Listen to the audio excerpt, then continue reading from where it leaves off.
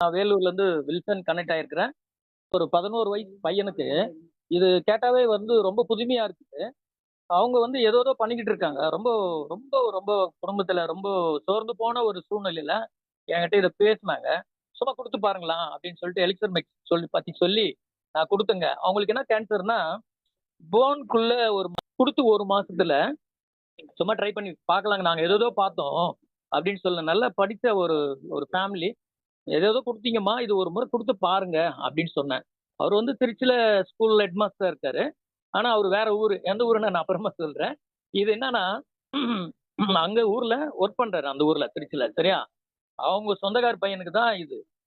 குடுத்து பாருங்களாம் அப்படின்னு சொன்னேன். ஆனா அவரு சனிக்கிழமை எனக்கு ஃபோன் போட்டு, பிரதர் நாங்க இப்போ 1 மந்த்துக்கு அப்புறம் நாங்க அத செக் பண்ணோம். அது பரவல.